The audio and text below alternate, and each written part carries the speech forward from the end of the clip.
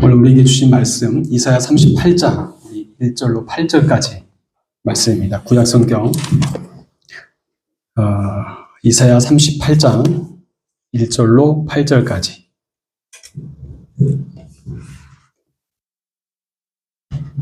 그때 히스기야가 병들어 죽게 되니 아모스의 아들 선지자 이사야가 나아가 그에게 이르되 여호와께서 이같이 말씀하시기를 너는 내 집에 유언하라. 내가 죽고 살지 못하리라 하셨나이다 하니 히스기야가 얼굴을 벽으로 향하고 여호와께 기도하여 이르되 여호와여 구하오니 내가 주 앞에서 진실과 전심으로 행하며 주의 목전에서 선하게 행한 것을 기억하옵소서 하고 히스기야가 심히 통곡하니 이에 여호와의 말씀이 이사야에게 임하여 이르시되 너는 가서 히스기야에게 이르기를 내 조상 다윗의 하나님 여호와께서 이같이 말씀하시기를 내가 내 기도를 들었고 내 눈물을 보았노라. 내가 내 수안에 15년을 더하고 너와 이 성을 앗수르 왕의 손에서 건져내겠고 내가 또 이 성을 보호하리라. 이는 여호와께로 말미암는 너를 위한 징조이니 곧 여호와께서 하신 말씀을 그가 이루신다는 증거이니라. 보라, 아하스의 해시계에 나아갔던 해 그림자를 뒤로 10도를 물러가게 하리라 하셨다 하라 하시더니 이에 해시계에 나아갔던 해의 그림자가 10도를 물러가니라. 아멘. 오늘 말씀은 연말과 종말이라는 제목에 약간 제목은 좀 무겁지만 함께 말씀을 좀 나누려고 합니다. 제가 올 초에 저희 집 베란다에 부추 씨앗을 심었어요. 부추 씨앗을 심었더니 부추가 잘 자라더라고요. 그래서 봄이 지나서 여름쯤 되니까 부추를 한번 수확을 해서 전도 부쳐 먹고 나름 요리도 해 먹었습니다. 여름을 지나서 가을을 지나오니까 그리고 겨울이 되니까 이 부추가 화분에 이제는 더 이상 보이지가 않더라고요. 이제는 뭐 빈 화분만 남아 있습니다. 그렇죠? 근데 여러분들 그거 아십니까?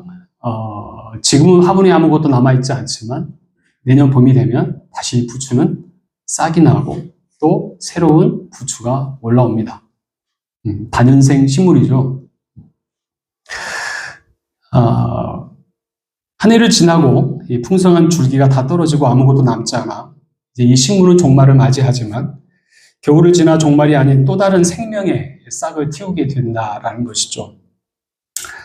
이번 한 해가 저물어가는 이 마지막 주간, 마지막 주일입니다. 그렇죠? 우린 또 한 번 이 종말의 문턱에 서 있습니다.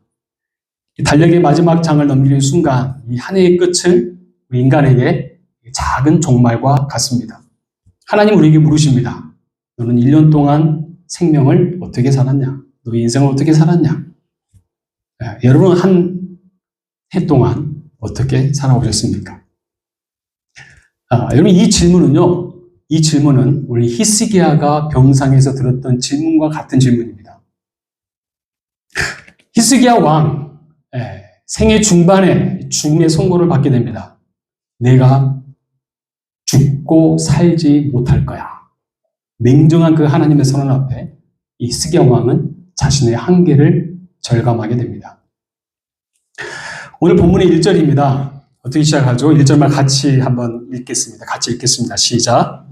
히스기야가 병들어 죽게 되니 아모스의 아들 선지자 이사야가 나아가 그에게 이르되 여호와께서 이같이 말씀하시기를 너는 내 집에 유언하라. 내가 죽고 살지 못하리라 하셨나 하니. 아멘. 1절에 이렇게 시작합니다. 그때에 오늘 히스기야 왕이 병들어 죽게 되었다. 그리고 이제는 유언을 해야 됩니다. 말 그대로 죽음의 문턱에 서 있어요. 근데 보세요. 히스기야 왕이 죽게 될 그 시점에 지금 이 타이밍이 어떤 타이밍인가? 오늘 성경은 그때에 라는 말씀으로 시작합니다. 여기서 이 그때라는 말은 어느 때인지에 대한 대략적인 좀 설명이 좀 필요한 것 같습니다. 당시 히스기야 왕이 다스리던 남유다는 기원전 약 712년대에 주어졌던 말씀인데 당시 남유다는 가장 그 당시 패권을 가지고 있었던 나라가 어디였냐면 바로 아수르라는 나라였습니다. 이 아수란 나라가 얼마나 그 패권이 가장 강력했냐면, 알다시피 성경에 보면 이스라엘이라는 나라가 남과 북으로 나누어지지 않습니까? 그 남유다와 북이스라엘이 있는데 10년 전에 먼저 북이스라엘은 아수르에 의해서 패망을 당합니다.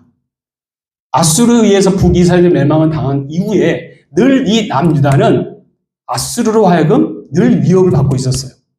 그나마 이스라엘의 명맥을 유지해오고 있는데 늘 이 아수르는 이 남유다마저 집어삼키려고 호시탐탐 노리고 있는 거죠. 계속해서 덩치는 커진 이 아수르에 의해서 늘 이 남유다는 늘 이 긴장과 압박 가운데 살 수밖에 없었던 나라가 남유다였던 것입니다. 근데 이 당시 남유다의 히스기야 왕은 그 가운데 어떤 왕이었는가? 여러분 우리가 성경에 보면 히스기야 왕을 가리켜 성경은 가장 위대한 왕이다. 이런 왕이 없었다라고 설명합니다. 열왕기하 말씀에 보면은 열왕기하에서 가장 유다 왕 중에 가장 탁월한 왕, 신앙 개혁을 잘 일으켰고 민족들로 하여금 하나님께로 잘 인도했던 왕 중에 왕이 바로 이 히스기야 왕입니다. 말 그대로 하나님 마음에 가장 합한 왕이었어요. 대단한 왕이지 않습니까? 근데 이런 왕이 남유다가 위협을 받기 시작하였고 남유다뿐만 아니라 남유다 옆에 있는 주변 국가들이 아수르에 의해서 계속해서 침공을 당하니까 이 남유다가 다른 힘없는 나라들과 동맹을 하게 돼요. 같이 이 아수르의 위협을 막아보자 라는 취지에서 동맹을 하는데 결국 문제는 아수르가 그것 때문에 이 남유다에 대해서 더 악한 마음을 갖게 돼요. 감히 우리에 대해서 동맹을 하다니. 그래서 이 아수르의 그 패권을 가지고 있는 아수르는 점점 그 공격의 강도가 심해지는 그때, 바로 그때가 오늘 1절 말씀에 그때에 라는 말씀이에요. 그때에. 자, 보세요. 바로 그때 이 히스기야 왕이 어떻게 된다고요? 이사야 선지자가 말합니다. 뭐라고? 너는 죽고 살지 못할 거야. 이미 이사야 38장 21절 말씀 보면요. 오늘 그 히스기야 왕이 어떻게 죽게 되는 그 과정을 잠시 언급하는데 21절 말씀 보면 이렇게 이야기합니다. 이사야가 이르기를 한 뭉치 무화과를 가져다가 정처에 붙이며 왕이 나을 것이다. 이게 무슨 말이냐면요. 추정컨대 이 히스기야 왕에게 종기가 났던 거예요. 종기를 치료할 때 하는 방법이 바로 이 무화과 이 한 뭉치를 가져다가 이 환부에 갖다 붙이면 나을 것 같다는 그런 마음이 생겼던 거죠. 근데 이미 성경은 이 히스기야는 시한부 인생인 거예요. 죽을 수밖에 없는 상황에 놓여 있습니다. 어쩌면 그 종기 때문에 감염이 돼서 보통 이게 악화되면 어떻게 되죠? 폐혈증까지 가잖아요, 보통. 아마 그 지경까지 가지 않았을까라고 추정을 합니다. 한번 생각해 봐요. 지금 나라가 국가적 존립 위기 앞에 왕이 그 중심에서 그 역할을 잘 감당해야 될 그 시점 가운데 그 중요한 순간에 왕이 병들어 죽게 되었다. 얼마나 당황스럽고 전체적으로 위기가 찾아온 것입니까? 다시 말씀드리지만 북이스라엘은 이미 망했어요. 이제 남유다마저 왕이 병들어 죽게 되면 이스라엘은 역사 속에서 사라지게 될 위기 가운데 있습니다. 이때 한 나라의 왕이었던 히스기야를 생각하면 이 왕은 어떤 생각이 들까요? 만약에 내가 죽게 되면 우리나라는 어떻게 될까? 우리 백성들은 어떻게 될까? 염려가 되지 않겠습니까? 구심점을 잃어버린 백성들은 말 그대로 대혼란을 초래하게 되고 호시탐탐 이 남유다의 땅을 노렸던 아수르는 이때다 하고 침략이 들어올 것 아니겠습니까? 그렇다면 히스기야 왕의 입장에서는 말 그대로 마음에 얼마나 절박함이 있겠어요. 당장 자신의 생명의 문제가 아니라 국가 존립의 문제가 달린 문제이기 때문에 얼마나 절박하겠습니까? 자, 이사야 선지자의 말을 들었던 히스기야 왕, 너 곧 죽을 거야. 곧 죽을 거야. 너 시한부 인생이야. 며칠 남지 않았어. 라는 말을 들었을 때 히스기야 왕은 어떻게 반응을 합니까? 오늘 2절과 3절입니다. 같이 한번 읽겠습니다. 시작. 히스기야가 얼굴로 여호와께 기도하여 이르되 이르되 여호와여 보아오니 내가 주 앞에서 진실로 안식을 행하며 주의 목전에서 선하게 행한 것을 기억하옵소서 하고 히스기야가 심히 행복하나니. 아멘. 여러분 2절과 3절 말씀 보면은 히스기야 왕의 지금 심정이 얼마나 절박한지를 우리에게 보여주고 있습니다. 절박한 기도의 모습을 보입니다. 통곡의 눈물로 하나님께 구합니다. 하나님, 저의 진심을 보지 않으십니까? 제가 이스라엘의 신앙 교육을 위해서 하나님 앞에 내가 힘을 쏟고 노력했던 일들 하나님 아시지 않습니까? 그리고 제가 지금 죽게 되면 이 나라가 어떻게 되겠습니까? 이 전심을, 이 진심을 하나님 아시잖아요. 기억해 주세요. 그렇게 기도하고 있어요. 여러분, 우리의 기도는 언제 절박합니까? 언제 가장 절박하죠? 여러분 어때요? 언제 절박한 기도가 나와요? 우리 음악하는 지체들은 오디션 앞두고, 그렇죠?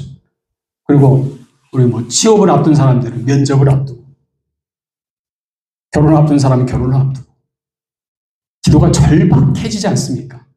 하나님 이번 시험에 꼭 붙어야 돼요. 정말 절박해요. 이렇게 앞이 보이지 않는 절망 속에서 우리는 간절함으로 하나님께 구하지 않습니까? 바로 지금 히스기야 심정이 이렇다는 거예요. 이 절박함이 있다는 거죠. 이때 어떤 역사가 일어납니까? 오늘 5절 말씀 볼까요? 5절 말씀 이렇게 말씀합니다. 같이 읽습니다. 시작. 너는 가서 히스기야에게 이르기를 내 조상 다윗의 하나님 여호와께서 이같이 말씀하시기를 내가 내 기도를 들었고 내 눈물을 보았노라. 내가 내 수완에 15년을 더하고. 아멘. 눈물로 하나님께 간구했던 그 히스기야의 기도를 하나님께서는 들으십니다. 그리고 말씀하시죠. 내가 내 눈물을 보았다. 그리고 너희 기도를 들었다. 라고 하나님 말씀하세요. 여러분 보세요. 어느 회사에서 신입사원을 뽑기 위해서 면접을 보는 사람이 어떤 사람을 뽑을 것 같아요? 어떤 사람? 제가 아는 어느 집사님께서 이분이 한국의 어느 기업에 면접을 종종 볼 때가 있었다고 해요. 제가 들은 이야기입니다. 근데 이 집사님 하신 말씀이 회사의 면접을 보기 위해 오는 사람들을 보면 신입사원을 신청하는 사람들의 이력서라든지 또 면접을 보게 되면 스펙은 참 화려합니다. 한국에 우리 보통 취업을 준비하는 사람들이 스펙이 참 좋아요. 스펙이 좋은 사람 참 많은데 뭐라고 이야기한 줄 아세요? 뽑을 사람이 없대요. 그분 말씀으로 뽑을 사람이 없대요. 그 이유가 뭔지 아세요? 스펙은 좋은데 간절함이 없더라는 거예요. 꼭 이 회사만 회사냐? 여기가 굳이 아니어도 된다는 그 생각이 있다는 거예요. 여기 아니면 다른 데 가면 되지. 라는 생각이 깔려 있더라는 거예요. 그런 사람은 절대 뽑지 않는답니다. 절박함이 없는 사람을 회사에서도 채용하기 쉽지 않아요. 여러분 보세요. 하나님께서 오늘 히스기야의 기도를 들으시고 뭐라고 말씀하십니까? 하나님께서 뭐라고 말씀하세요? 내가 너의 눈물의 기도를 보았다. 눈물의 기도를 보았다. 너의 그 절박한 심정을 내가 이미 알고 있다. 여러분 자녀를 양육할 때에도 적당한 결핍은 그 자녀로 하여금 좋은 교육, 좋은 양육 방식이기도 합니다. 아이가 자라면서 모든 게 풍족하고 모든 게 다 채워지면 이 절박함으로 살아가야 할 마음이 생기지가 않아요. 이러한 현상은 오늘날 우리 그리스도인들에게 동일하게 나타납니다. 여러분 왜 기도하지 않습니까? 왜 기도하지 않아요? 기도하지 않아도 구하지 않아도 되거든요. 적당히 노력하면 일이 되고 좋은 부모를 만나는 것도 복이고 좋은 친구를 만나는 것도 복이고 좋은 직장을, 좋은 동료를 만나는 것도 복입니다. 하지만 이런 좋은 사람들이 있고 모든 환경이 다 갖춰져 있을 때 우리는 경계해야 돼요. 무엇을요? 내가 구하지 않아도 가능하다는 것. 하나님의 도움 없이도 내가 살 수 있다고 생각하는 그 순간이 그때가 가장 위험한 순간이 찾아올 수 있다는 거예요. 저는 이 시간 저와 여러분들이 구하지 않아도 기도하지 않아도 살아갈 수 있는 그런 존재가 아니라 하나님을 향하여 이 절박한 눈물의 기도로 하나님 앞에 나아갈 수 있는 그런 인생이 될 수 있기를 바랍니다. 오늘 하나님께서 히스기야의 기도를 어떻게 들으셨다고요? 그의 절박한 눈물의 기도. 하나님께 힘을 써서 애를 써서 기도하였더니 하나님께서 응답하시기를 내가 들었다. 내가 보았다. 내가 네 마음을 충분히 알았다. 라는 거예요. 그래서 하나님께서 어떤 약속을 주십니까? 5절 말씀 보면은 내가 내 수완에 15년을 더하고 15년의 생명 연장을 그에게 허락하십니다. 그리고 하신 말씀 6절 말씀 보면은 너와 이 성을 아수르 왕의 손에서 건져내고 이 성을 내가 보호해 줄 거야 라고 말씀해요. 그리고 하여금 하나님께서 이 아수르 제국의 패권에서 내가 보호해 주겠다는 것입니다. 얼마나 놀랍습니까? 얼마나 놀라운 기적 같은 기도 응답입니까? 모두가 이제 끝이라고 소망이 없다고 말하는 그 순간에 하나님의 역사하심은 사람들의 모든 절망과 소망 없음에 대해 이를 뒤엎는 놀라운 역사가 그 가운데 일어나더라는 거예요. 히스기야에게 죽음으로 향하던 이 시간의 방향을 생명으로 뒤집어 놓으신 하나님의 역사가 이 가운데 있음을 보게 됩니다. 여러분, 이 놀라운 기도의 응답을 누가 받았다고요? 누가? 히스기야 왕이. 그 어느 누구도 예상할 수 없었던 그 은혜가 그 히스기야 왕에게 임한 것입니다. 우리 주변에도 그런 생각하지 않습니까? 예를 들어서 우리가 중병에 걸렸어요. 암에 걸렸어요. 가끔 가다가 그분이 기도하다가 하나님께서 특별한 은혜를 주셔서 병 고침을 받았다라는 이야기를 듣는 경우가 있습니다. 그럴 때 우리는 야, 정말 하나님 은혜가 놀랍다. 나도 가끔 내 인생에 그런 기적을 경험해 봤으면 좋겠다. 라는 생각을 가질 때가 있습니다. 근데 여러분 보세요. 아십니까? 이 놀라운 기도 응답은 저와 여러분 역시 이미 동일하게 받은 자들이라는 사실이에요. 사실 우리 이미 살 소망 없이 죽어야 했던 그런 소망 없던 자들이잖아요. 우리가 예수 없이 살 때에는 말 그대로 영원한 사망 가운데 놓일 수밖에 없었고 영원한 죽음으로 살아야 될 그런 존재이지만 하지만 예수 그리스도가 우리 가운데 임함과 동시에 이제는 예수 생명으로 거듭나서 우리가 영원한 죽음이 아닌 영원한 산 소망으로 우리가 하나님으로부터 살아갈 존재로 내가 택함 받았다라고 하는 거예요. 이게 기적 중의 기적 아닙니까? 하나님 우리에게 이 은혜에 속한 자가 되게 해주셨다는 사실이에요. 히스기야만 그렇습니까? 우리 역시도 마찬가지라는 거예요. 근데 우리는 이 기적이 꼭 남에게서만 일어났다고 생각을 해요. 여러분 한번 생각해봐요. 히스기야 왕이 이렇게 덤으로 얻은 생명을 받았다면 그의 인생에 어떤 변화가 일어나야 했을까요? 자 보세요. 죽을 병에 걸렸는데 생명의 연장을 받았어요. 내가 그 은혜를 덤으로 받았어요. 뭐 어떤 마음으로 살아야 될까요? 예, 한국에 보면 사랑의 장기기증운동본부라는 곳이 있습니다. 혹시 아세요? 이 운동본부에서는 어떤 일을 하냐면 평소에 건강한 사람들에게 장기기증 신청을 받습니다. 그래서 나는 어디 나는 장기를 기증하겠습니다. 라고 작정을 하면 주민등록증에다가 스티커를 붙여줘요. 혹시나 어떤 사건 때문에 이분이 돌아가시게 되거나 어떤 사건을 해서 병원에 입원하게 되면 병원에서는 그분의 주민등록증을 보고 아 이분이 평소에 장기 기증을 하셨구나라고 해서 이제 숨을 거두기 직전에 그 장기를 기증하게 됩니다. 지난 12월 7일 날 이번 달이에요. 지난 12월 7일 날 급작스럽게 뇌수막염으로 병원에 입원해 있었던 11살 소녀가 있었다고 합니다. 김하음이라는 여자아이예요. 이 아이가 갑자기 뇌수막염으로 병원에 입원하게 되고 결국은 숨을 거두게 됩니다. 근데 이때 이 부모님이 이 딸 아이의 장기를 기증하게 돼요. 그래서 무려 4명의 사람이 그 장기를 받고 새 삶을 살게 되었습니다. 이 김하음이라는 소녀의 생일이 크리스마스 이브였대요. 생일이. 다른 사람들에게 이 성탄의 선물을 남기고 세상을 떠난 거죠. 여러분 한번 생각해봐요. 이렇게 고귀한 장기를 선물로 받은 사람들이 새로운 삶을 덤으로 살게 되었다면 어떤 마음으로 살게 될까요? 그래, 이제 나는 나를 위해 떠나간 이 소녀의 몫으로 내가 잘 살아야지 라고 하는 거룩한 부담감이 생기지 않겠습니까? 이제는 내 인생이 나의 것이 아니라 이 소녀로 말미암아 내가 더불어 얻게 된 말 그대로 덤의 인생을 살고 있다. 아마도 히스기야 왕 역시 이런 마음으로 죽을 병에서 고침받고 난 이후에 그런 삶을 살지 않았을까? 라는 생각을 하게 됩니다. 그가 기도 응답을 받고 난 이후에 성전을 더 정결하게 하고 예배를 회복하고 백성들에게 다시 한번 율법을 그대로 하여금 잘 가르쳐 주어서 히스기야 왕으로 하여금 그 백성들을 하나님이 온전하신 뜻으로 합당하게 살 수 있도록 그 역할을 감당하는 왕의 역할을 잘 감당하지 않았을까라고 우리는 추측을 해볼 수 있습니다. 그런데 시간이 지나면서 그의 마음속에 서서히 자기 확신과 자부심이 싹트게 됩니다. 하나님의 은혜로 세운 성, 하나님이 기적으로 지켜낸 나라가 언제부터 히스기야는 자신의 능력으로 그 결과가 나타나기 시작합니다. 그 결과는 뭐죠? 교만이래요, 교만. 우리 연말이 되면 하나님 앞에 이런 기도를 합니다.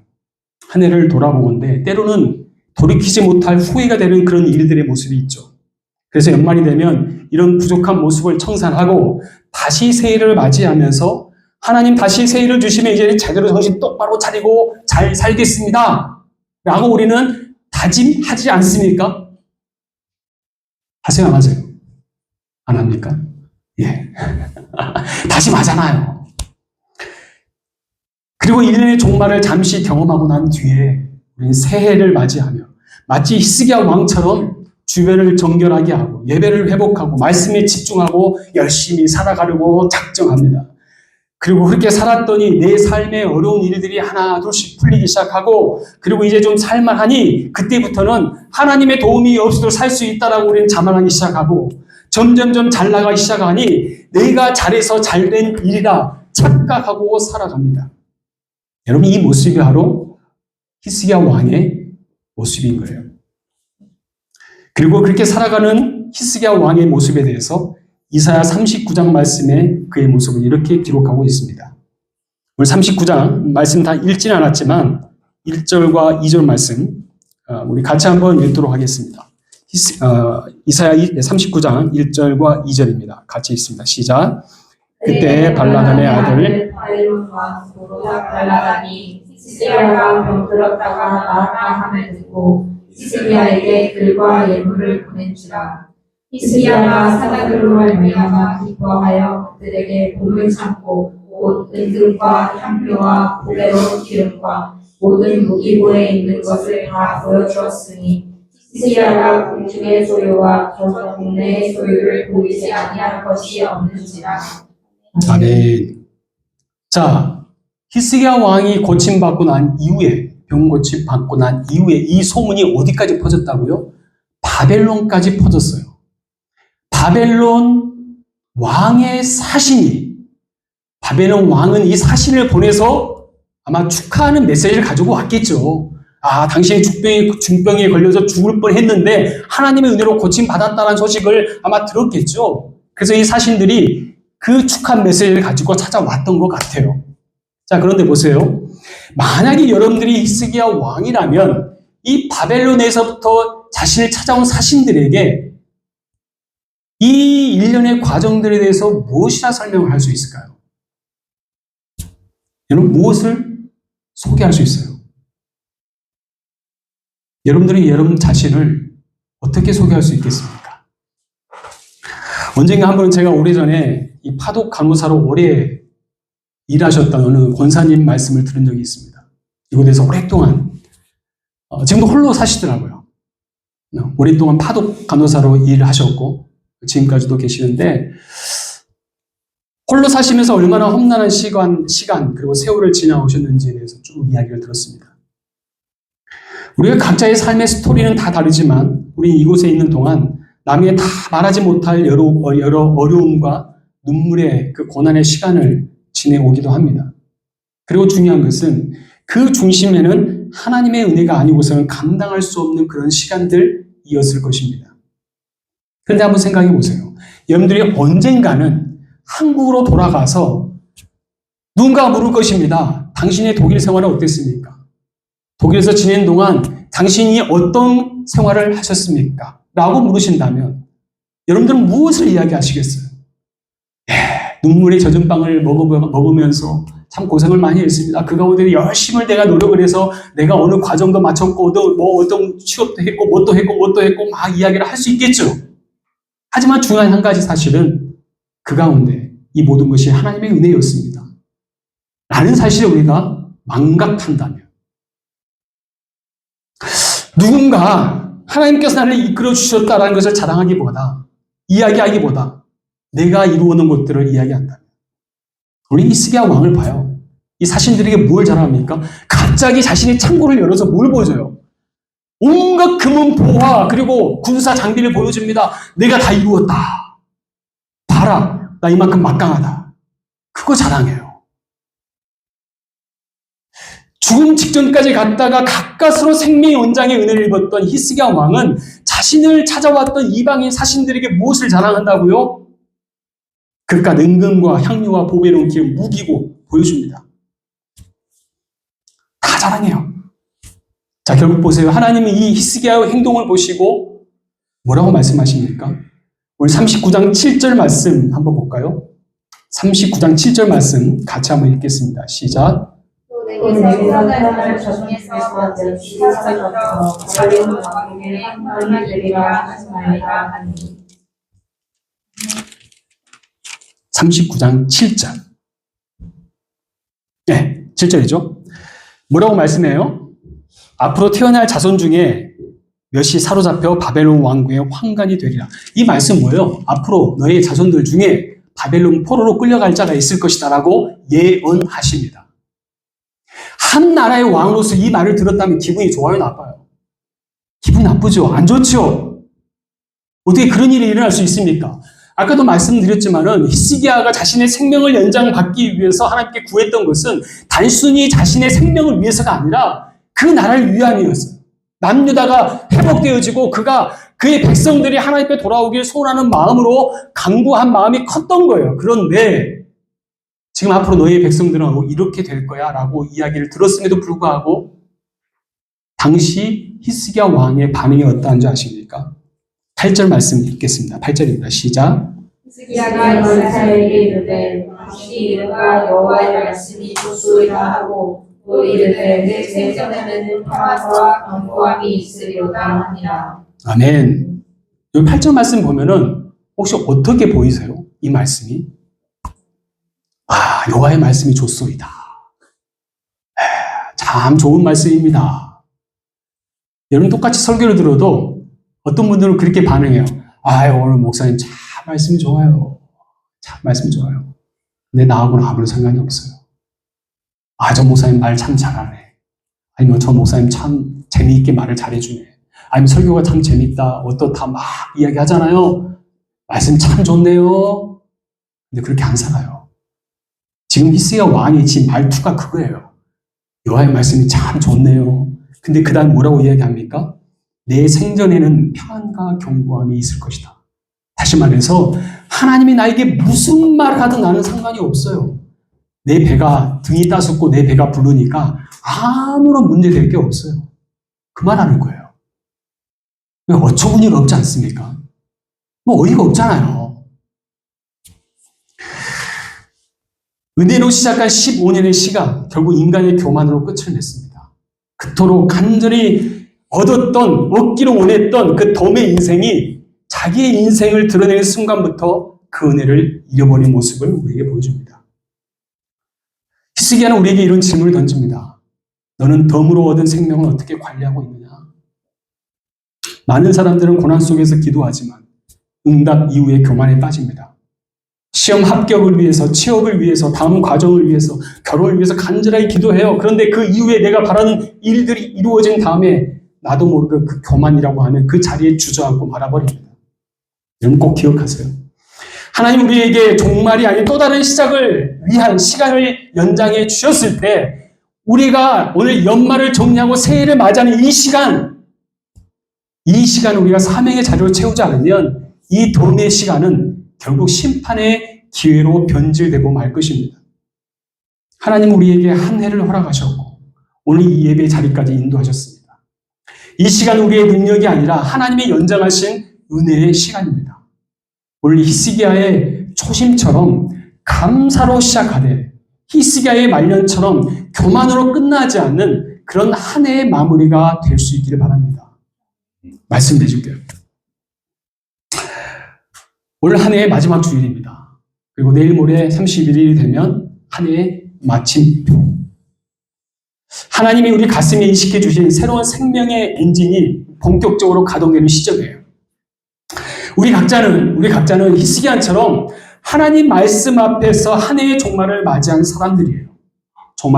그리고 이 종말은 끝이 아니라 하나님께서 덤으로 우리에게 주신 또 하나의 시작입니다. 새해가 열리는 것은 단순한 시간의 새로움이 아니라 하나님 우리에게 너희로 하여금 회개의 시간, 또 은혜의 연장이다, 구원의 시간을 우리에게 허락해 주신 것이다 라고 우리는 기억해야 할 것입니다. 그리고 우리 이렇게 고백했으면 좋겠습니다. 주님, 제가 살아있는 이 시간도 덤의 시간입니다. 이 남은 시간을 영원으로 내가 살아갈 수 있는 하나님의 도구로 쓰임받는 또 다른 새해를 내가 맞이할 수 있기를 소원합니다. 히스기야처럼 내가 교만하여서 하나님 주신 그 시간과 은혜를 잃어버린 자가 아니라 나에게 주신 그 은혜의 시간을 다시 한번 내가 주를 위해 쓰임받는 자가 되기를 소망합니다. 라는 마음으로 살아가는 정말 여러분 될 수 있기를 주님 이름으로 축원합니다.